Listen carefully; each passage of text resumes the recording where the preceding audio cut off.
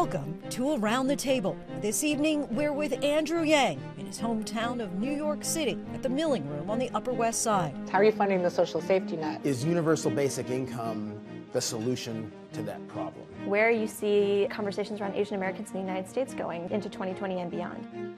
ABC News has carefully chosen 3 undecided voters to bring their questions to the table as they decide who'll get their vote in the Democratic presidential primary. Why you for president?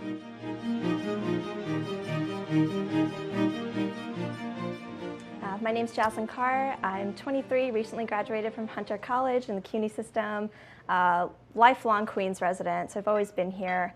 I'm recently working as an organizer with Know Your Nine, which is an initiative to protect survivor rights for students on college and high school campuses as well. And then I also do some consulting for nonprofits in immigration and reproductive health. First name Ramsey, last name Smith. I'm an entrepreneur now. I spent 21 years at Goldman Sachs. Yes, thank you. As an investment banker, and I decided that my higher mission was to be an entrepreneur.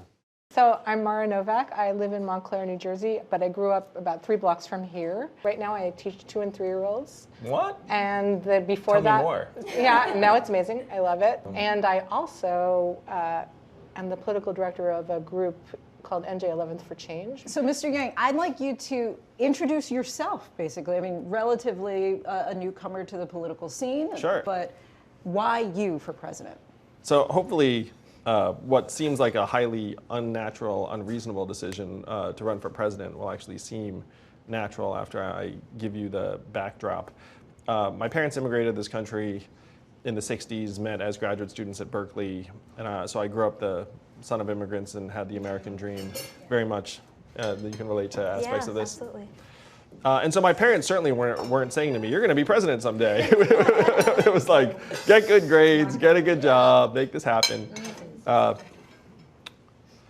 so I tried to get good grades and get a good job, and went to law school here in New York, was an unhappy lawyer for 5 whole months. And so I left to start an ill-fated business that had its mini rise and maximum fall, but I'd been bitten by the bug.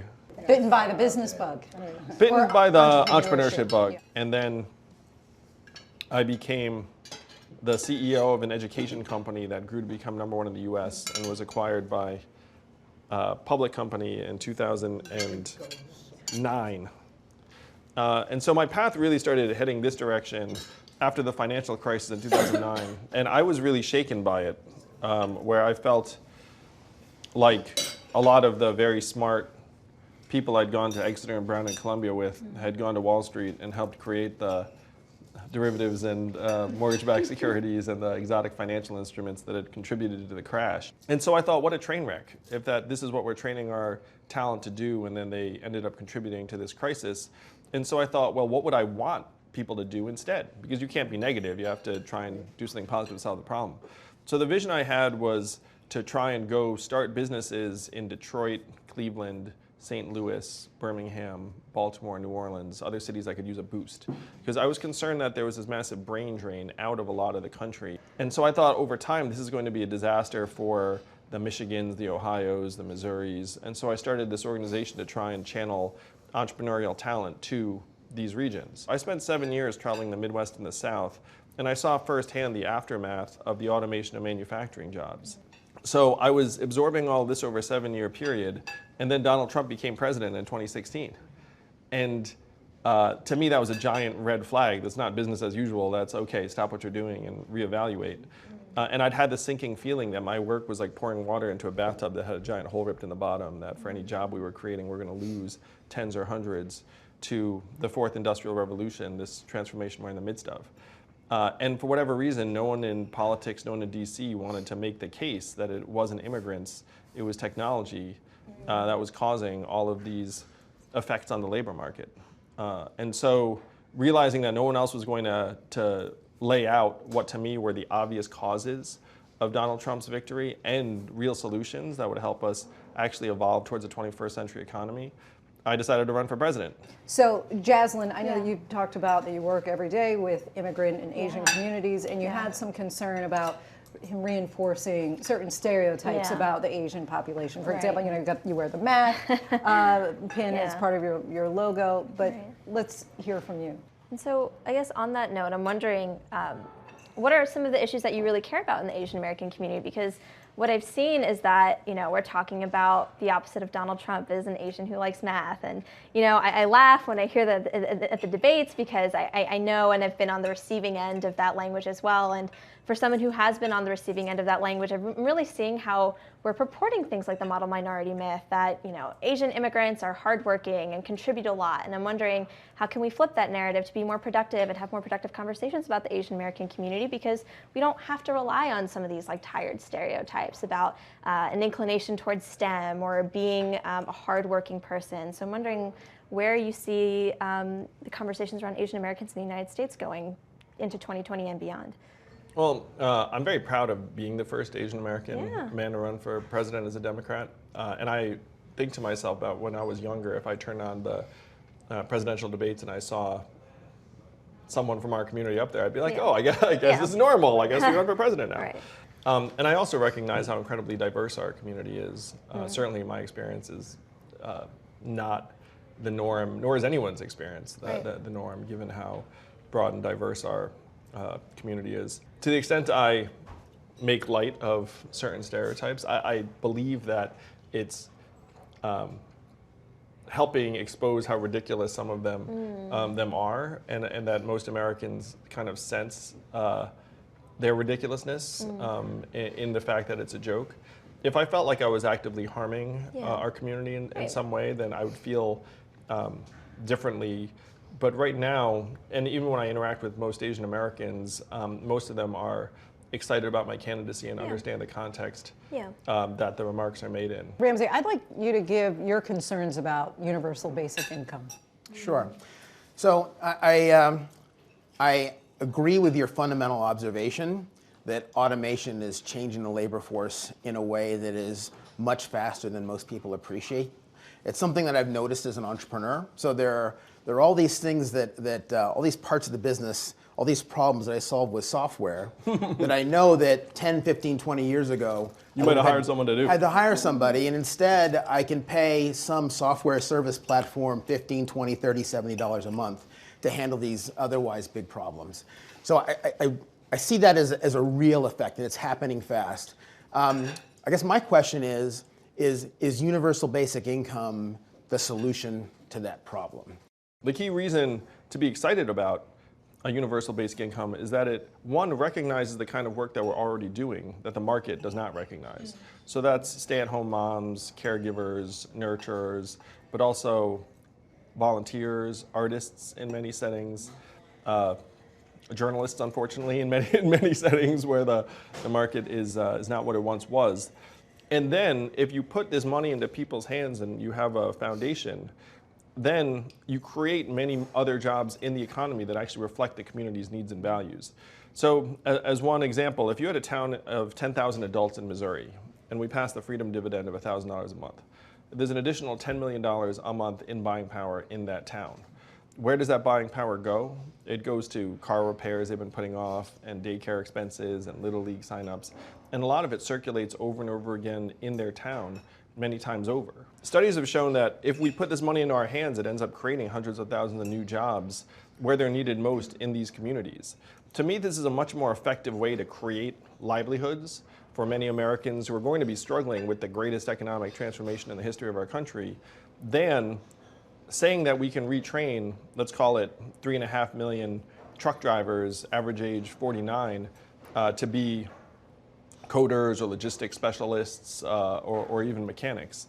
Unfortunately, if you let the government get away with saying we're going to retrain everyone, then everyone goes home and says, okay, I guess we're going to retrain everyone. But the reality on the ground is that the retraining has not worked where it's been attempted. And I think you also wanted to get into how it How would you be pay for funded, it. All right. Yeah. One of the things I say to groups around the country, I say, hey, why are 30% of your stores and malls closing here in New Hampshire? And they think about it for a second and they say, Amazon. I'm like, yeah, that's right. Amazon's sucking up $20 billion in business a year. And then I ask them, how much is Amazon paying in federal taxes? Zero. Yeah, they say zero. And I say, also right. What do you think about that? And they're like, how is it possible that $1 trillion tech company can be paying less in federal taxes than everyone here today? So the way we pay for this freedom dividend is we give the American people, ourselves, a tiny slice, our fair share of every Amazon sale, every Google search, every Facebook ad, every robot truck mile. And this would conservatively generate 800 billion plus in new revenue because the value is so vast for many of these industries. And you'd recognize this. This is nothing new.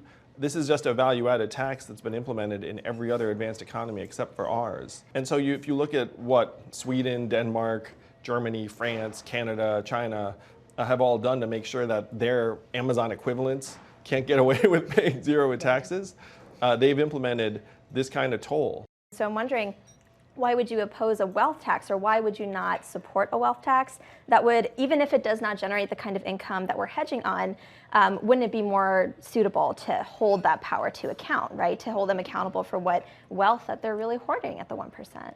I agree with the nature of the problem that a wealth tax is meant to solve. Yeah. And I agree with the spirit of the wealth tax because you have these historic gains in the hands of a tiny sliver of Americans, increasingly, like literally top 1% of the top 0.1%. Right.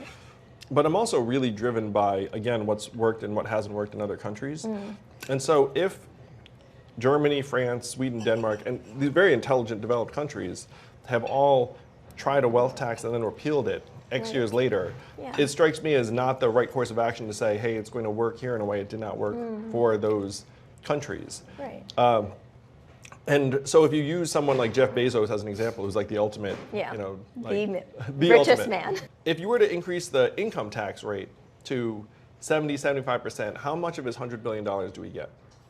Almost none of it, because he's not dumb enough to pay himself a paycheck of, you know, like $5 billion, then you get it all. He just pays himself a relatively modest salary, and then his billions are in Amazon stock. Right, it's non-liquid. Yes, in theory, a wealth tax could try and get some of that value too. But a value-added tax, what I'm suggesting, we get a toll on his business, which is where the money's really flowing into. And then when he sells some of his stock, then we take a toll on that too. So we take a toll coming and going, and it ends up mapping to his consumption and his benefits from society in a way that he can't game his way out of. You know, I've seen the the European examples, and the threshold is often a lot lower than what Warren and Sanders are suggesting, right?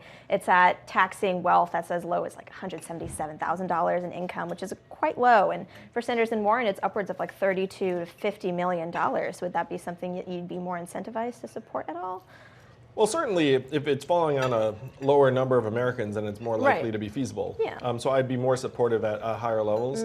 At the same time, if you raise the wealth threshold, then you're talking about harvesting, let's call it millions, tens of millions of dollars on an annual basis from individual citizens. And I believe that those individual citizens would move heaven and earth to avoid paying that tax. Yeah. Like if you're worth like 100 million or 500 million or a billion, and then we come and say, hey, guess what? It's a $20 million toll to be an American this year. Right. They'll be like, you know what? Like Swiss citizenships like seeming really appealing right now. They've got some good boarding schools, like blah, blah, blah, blah, blah. So we need to implement a system that they can't wriggle their way out of, in my opinion, because they're expert wrigglers. Yes. But why would they? I mean, you don't think that they would figure out ways? Like they could pass the VAT on to consumers, for example. I mean, is it really? I mean, is it something that they're just going to pay it willingly? Like they're just going to say, fine, it's a tax on our businesses. Well, if you look at it again, they're not going to adjust their business to accommodate that? So their businesses would adjust. All the accounting firms are experts in how these tax rules apply in other parts of the world, and so applying them here would be pretty straightforward. And keep in mind, every dollar that gets generated by the VAT under my plan is literally put directly in the hands of an American consumer and then some. Like we have to go where the money actually is in our society. The money's not with the town dentist. The money's with the Amazons, Google. So I have a question though. So you said that this tax will raise $800 billion, you said. And what's the total price tag of UBI? So what's the remaining part you have to fund to make it work? So the headline cost is around 2.4 trillion. So let's say you get 800 billion from the value-added tax. Use about 1.6. Now, all of this money is in the economy. You end up creating a lot more revenue for businesses, new jobs, even some new businesses in some cases. And conservatively, according to the Roosevelt Institute, you would grow the consumer economy by 8 to 10% indefinitely, which ends up generating an additional 400 billion in revenue or so, conservatively. So now you're down to a little bit more than per year. So now you're down to a little bit more than a trillion. You save hundreds of billions on things like incarceration, homelessness services, emergency room healthcare, and items that we spend hundreds of billions on right now. And it was a corrections officer in New Hampshire who said this to me. He said, we should pay people to stay out of jail because when they're in jail, we spend so much on them. This was a prison guard. Like, we all know that when someone hits our institutions, it's incredibly expensive. Yeah. It's actually much more cost efficient to keep that person healthy, stable, prosperous, and out of our institutions. And think about the cost of an emergency room visit, because we know that right now the indigent are using emergency rooms as essentially their primary care. The conditions get worse and worse and they show up, and then it's much more expensive, and it's obviously much more expensive in terms of the human cost and their productivity. So you save low hundreds of billions of dollars on those current expenses. The last step, which is the magic, is that if you put this money into our hands, what does it mean in real life?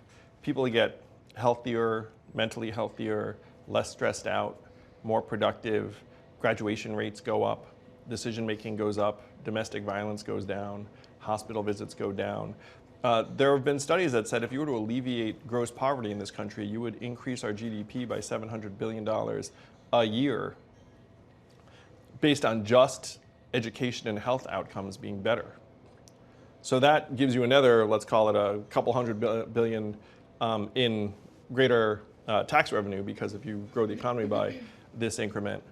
And then the last piece, you have to be a bit optimistic and aggressive, but think about the increased level of entrepreneurship, risk-taking, creativity, and enterprise if people knew that their basic needs are going to be met. Because right now, the rates of business formation in the United States are at multi-decade lows in most of the country. They're at historic lows for young people, for your generation, for a number of reasons, because we've loaded you up with student loans and a bunch of other things.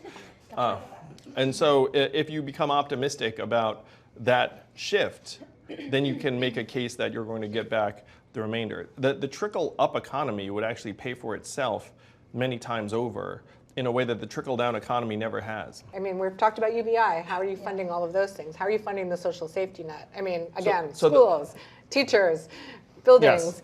the So tunnel I'll- between here and New Jersey that I just So let rode me in. start with healthcare. The biggest misconception about healthcare is that we need to get the money to pay for it. We are already paying for it through the nose. We're paying 18% of GDP, 3.6 trillion minimum, and the reason why there's so much waste in the system is that it is not actually designed to make us stronger and healthier.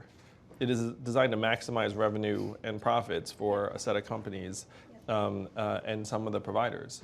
And so we have to try and get the costs under control. The drug lobby is so powerful that the government's not even allowed to negotiate for lower drug prices on behalf of the American people. Where all the healthcare companies. You make that one step, and that alone is hundreds of billions of dollars in value. So arguing about the cost is missing the fact that right now the structural incentives are all wrong, and that's what you have to tame.